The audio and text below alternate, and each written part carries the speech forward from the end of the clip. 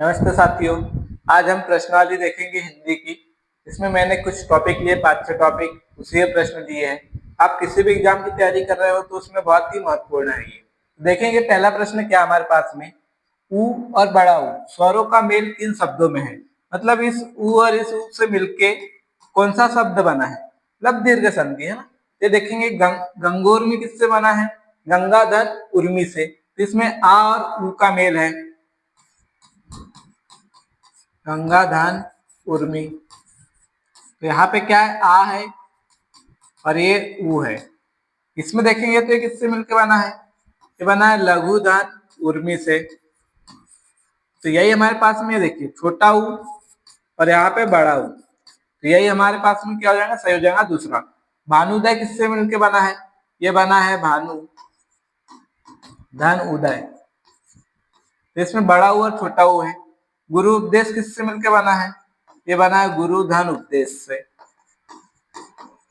इसमें क्या है, छोटा ऊ छोटा ऊ। ये हमारे पास में दूसरा वाला सही हो जाएगा। अब देखेंगे इसमें अंबुर्मी शब्द का संधि विच्छेद होगा। अंबुधन उर्मी, तो उर्मी शब्द गलत है, बड़ा ऊ होना चाहिए, अंबु सही है। ये अंबु, यहाँ पे अंबु शब्द गलत है, उर्मी सही है। यहाँ अंबु शब्द गलत है, उर्मी भी गलत है। ये हमारे पास में चौथा सही हो जाएगा, अंबुधन उर्मी हो जाएगा।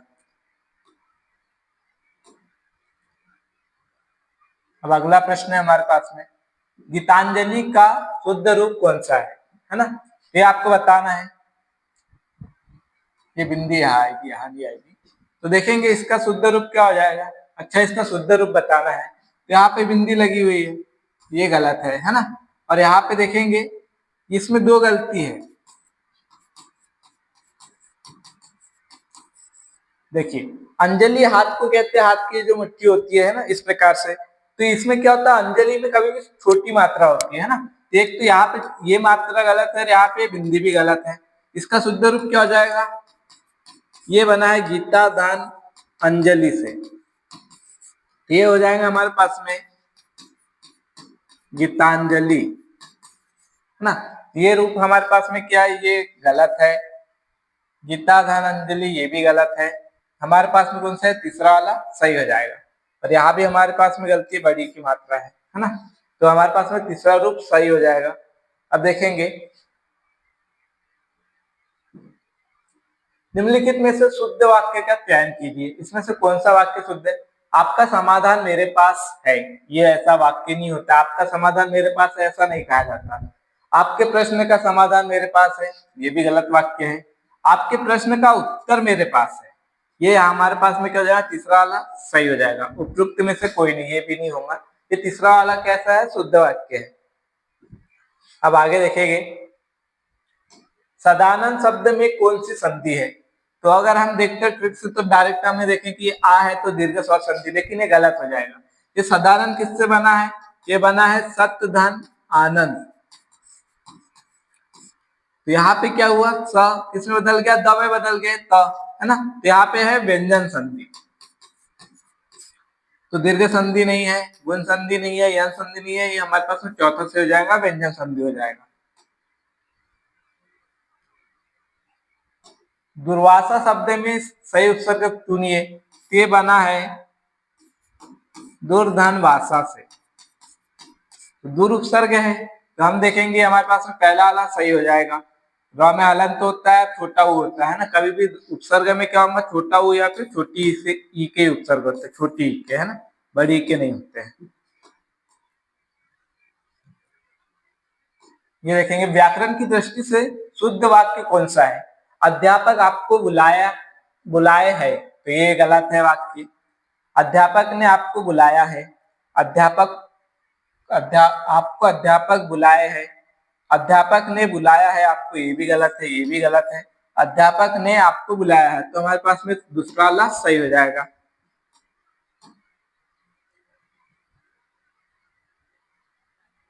निर्मल का विलोम शब्द क्या है। स्वच्छ, निर्मल और स्वच्छ दोनों एक ही बात है। इसका क्या हो जाएगा, निर्मल का मलिन हो जाएगा। साफ शुद्ध तो पर्यायवाची हो गए, समानार्थी हो गए। बाकी जो ऑप्शन है मलिन हो जाएगा निर्मल का।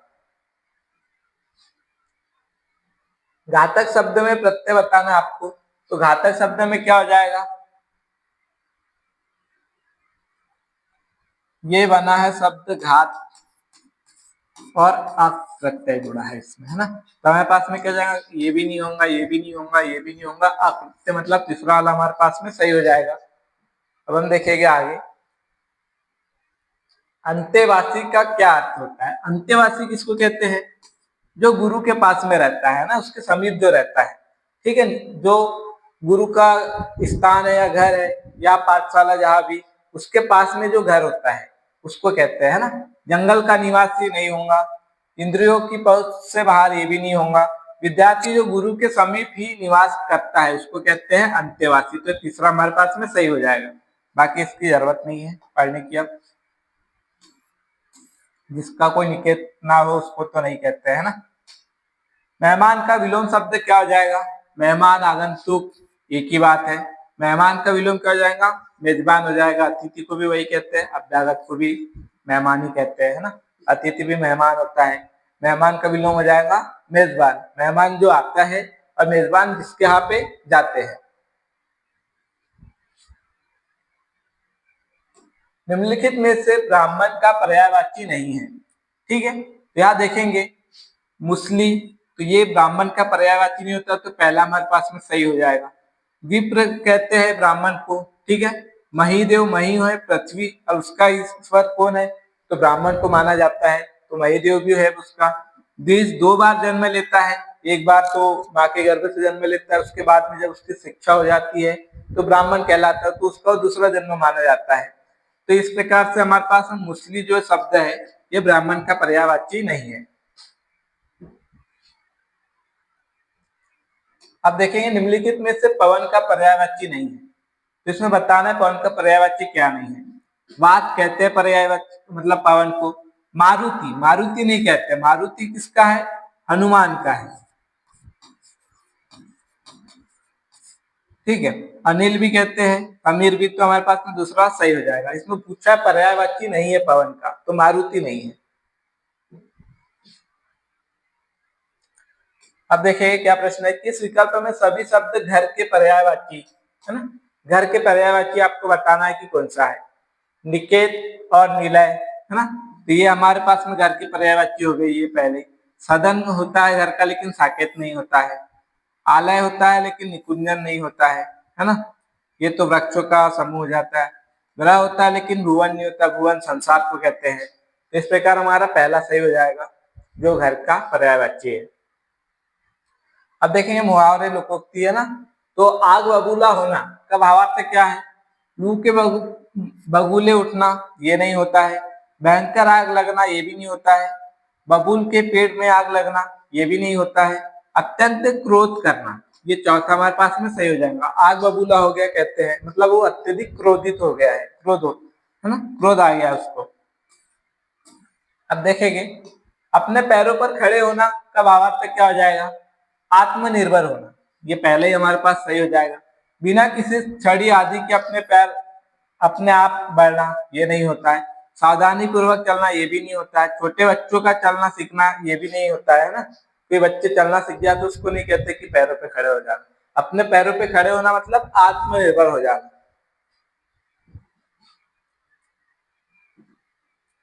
घर घर मिट्टी के चूल्हे हैं, लोगों का भावार्थ हर आदमी के साथ कुछ न कुछ कमी, बुराई या कठिनाई लगती रहती है। मिट्टी के चूल्हे पर खाना अच्छा बनता है। अब देखिए आपको एक चीज याद रखना है, जो लोकोक्ति होती है या फिर मुहावरे, अगर उसमें जो शब्द दिया है वो उसका अर्थ है इसमें नहीं आना चाहिए, मतलब सेम शब्द इसमें अगर किसी ऑप्शन में आपको दिख रहा है तो ऑप्शन गलत हो जाएगा। जैसे चूल्हे है, मिट्टी है, घर है, ये तीनों ही नहीं होना चाहिए, तो इस ऑप्शन में हमको मिट्टी भी है चूल्हे भी मिल गए, मतलब ये ऑप्शन तो होगा ही नहीं। घर घर, हर घर मतलब घर भी आ गया तो नहीं होगा, चूल्हा भी आ गया मतलब ये भी हमारे पास में नहीं होगा। अब हमारे पास क्या है, मिट्टी के चूल्हे, ये भी हमारे पास में गलत हो गया पहली। तो हमारे पास क्या हो जाएगा, सही पहला सही हो जाएगा। हर आदमी के साथ कुछ न कुछ कमी, बुराई या कठिनाई लगी रहती है। अब देखेंगे किस शब्द में प्रत्युपसर्ग नहीं है, क्या बोला, नहीं पूछा है ना, प्रत्युपसर्ग किसमें नहीं है, तो आपको बताना है कि इसमें से किसमें नहीं है। तो ये क्या हो जाएगा, देखिए आपको प्रति सिर्फ ये चौथे वाले में दिख रहा है, लेकिन ये हमारे पास पहला ही, ये चौथा ही सही होगा, क्योंकि इसमें क्या है, प्र उपसर्ग है, प्रति नहीं है। और तिक्त मतलब होता है तीखा, ठीक है। और ये किससे मिलके बना है, इसमें प्रति उपसर्ग है, प्रतिधन इच्छा। ये किससे मिलके बना है, ये बना है प्रतिधन अर्पण, ठीक है। ये किससे मिलके बना है, प्रतिधन आशी, है ना।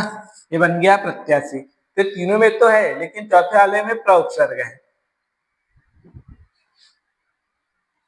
निम्नलिखित में से नि उपसर्ग है। अब नि उपसर्ग किसमें ये बताना है आपको, है ना। देखेंगे ये शब्द किससे मिलके बना है, ये बना है निधान स्नात, ठीक है। तो ये हमारे पास पहले ही से हो जाएगा। इसमें देखेंगे क्या है, ये हो जाएगा निर उपसर्ग प्लस अंजन, इसमें निर उपसर्ग है। इसमें क्या है, इसमें कोई उपसर्ग नहीं है, ये है निषाधान अंत। और इस शब्द को देखेंगे तो निशाना ये फारसी का शब्द है। हमारे पास में पहला ऑप्शन सही हो जाएगा। अब देखेंगे किस शब्द में मूल शब्द व प्रत्यय सही है, सही बताना है आपको, है। जैसे सपेरा, शब्द नीरा से बना है क्या, नहीं, ये क्या हो जाएगा, ये बनेगा साप से, सावधान एरा हो जाएगा।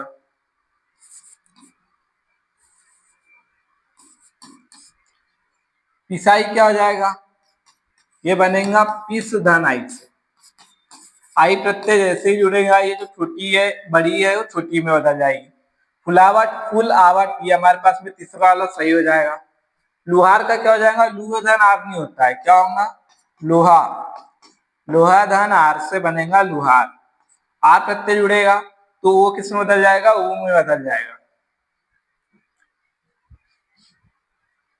अब देखेंगे किस शब्द में अप्रत्यय नहीं है। स्वर में अप्रत्यय, ये किससे बना है, सूर्धन अप्रत्यय से स्वर हो गया, ठीक है। ये किससे बना है, सधन रस, मतलब ये हमारे पास में सरस सही हो जाएगा, इसमें अप्रत्यय नहीं जुड़ा है।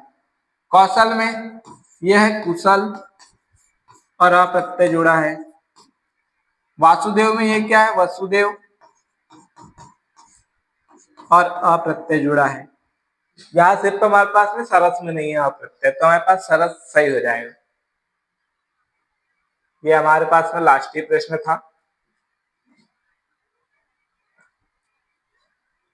तो यहाँ पे प्रश्नावली समाप्त होती है। धन्यवाद।